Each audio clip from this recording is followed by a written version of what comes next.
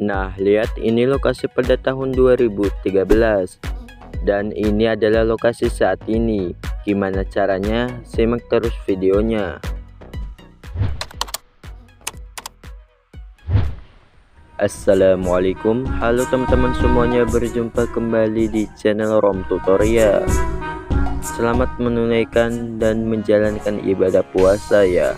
Di video ini saya akan membagikan sebuah tutorial buat kalian yang sering menggunakan Google Map untuk mencari lokasi atau arahan jalan.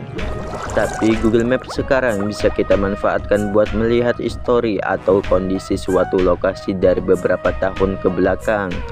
Gimana caranya? Tapi sebelum lanjut ke pembahasannya, jangan lupa untuk klik tombol subscribe dan aktifkan tombol lonceng notifikasinya agar kalian tidak ketinggalan video terbaru lainnya. Tanpa lama-lama, yuk kita masuk ke pembahasannya. Oke, kita klik aplikasi Google Maps atau buka aplikasinya. Tapi sebelum dibuka aplikasinya, bagi kalian yang belum update aplikasinya, silahkan diupdate terlebih dahulu. Kalau sudah diupdate, kita lanjut ke aplikasi Google Maps.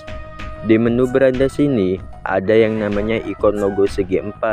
Yang ini, kita pilih dan klik bagian peta satelit. Kalau sudah, kita lanjut scroll ke bawah sampai nemu yang namanya Street View. Kalau sudah, maka kita cari lokasi mana yang mau kita lacak waktu beberapa tahun ke belakang. Di sini saya contohkan cari lokasi yang ini. Kalau sudah ketemu lokasinya, kita klik yang ini. Kalau sudah, kita pencet garis lokasinya. Maka di sini akan muncul yang namanya lihat tanggal lainnya. Yang ini. Lalu kita klik. Nah, lihat di sini ada beberapa waktu dari tahun ke tahun. Kita klik tahun mana yang mau kita lihat. Contohnya tahun 2013 ini. Ini sangat jauh beda sekali ya dari suasana dan waktunya. Kita lihat terlebih dahulu.